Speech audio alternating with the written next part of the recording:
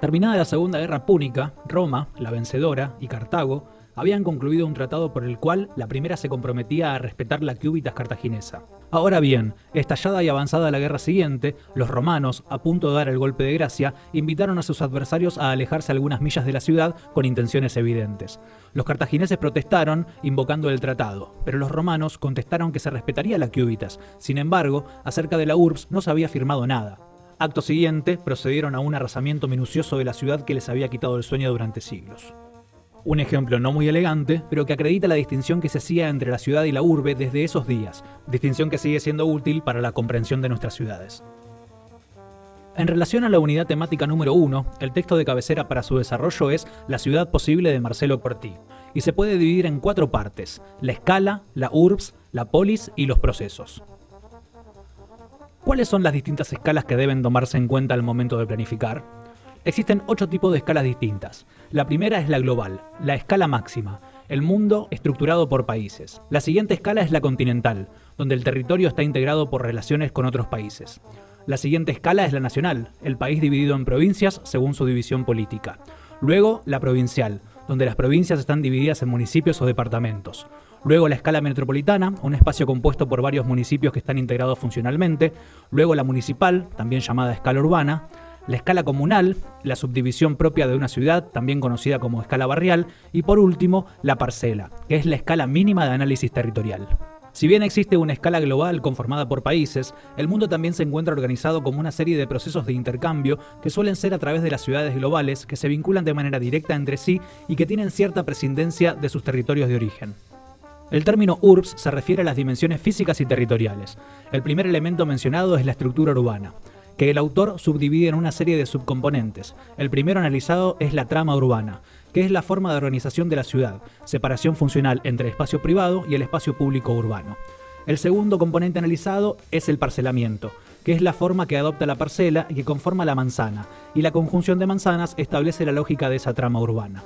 También encontramos el tejido urbano, que se puede considerar similar a la trama, pero se diferencia en que el tejido analiza las cuestiones en volumen, la altura que la trama puede acoplar. La densidad, que acompaña a la concepción de tejido urbano, define no solo la cantidad de volumen edificado en relación a la superficie de pisada, sino también la densidad poblacional.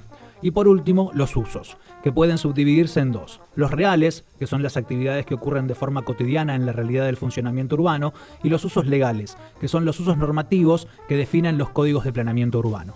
Otro de los elementos referidos a la urbs es el espacio público.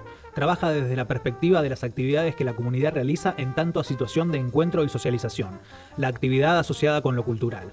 El espacio público es también el espacio de protesta y expresión, es también el espacio de representación, una situación que hace que el espacio sea reconocido a través de construcciones sociales, genera representación del espacio, con carga simbólica institucional, recreativa o convocante, que al mismo tiempo tiene una función ecológica, función muy importante vinculada a los servicios ambientales. También encontramos las infraestructuras, que pueden ser sanitarias, viales o servicios. También encontramos la movilidad, subdividida en conectividad y la circulación. Otro de los aspectos físico-territoriales que definen a la urbs es el ambiente, la perspectiva de la ecología, la concientización del impacto de la dinámica urbana sobre los ecosistemas. También se considera el hábitat en relación a los barrios vulnerables y las políticas públicas de vivienda. Y por último, el paisaje urbano, desde el punto de vista de las vivencias, las percepciones, la cercanía con los vínculos más estrechos que hacen al carácter, a la memoria colectiva de la ciudad.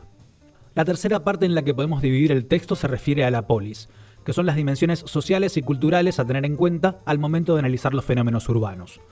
Los mismos están compuestos por la economía, en tanto a obras públicas, rentas urbanas, el mercado local o la actividad terciaria y el mercado urbano; lo social, como las clases sociales, la segregación que genera la propia dinámica de la ciudad por promover las rentas diferenciales en su proceso de producción, lo que genera polarización social; el gobierno o el aspecto institucional; la participación y el aspecto cultural, donde se encuentran los hitos que se dan dentro de la vida urbana. No solo hitos físicos, sino también hitos del tipo construcciones colectivas, la creatividad y la gestión local. Urbs y polis engloban una serie de componentes en los cuales se sintetiza el análisis y el estudio de los procesos urbanos.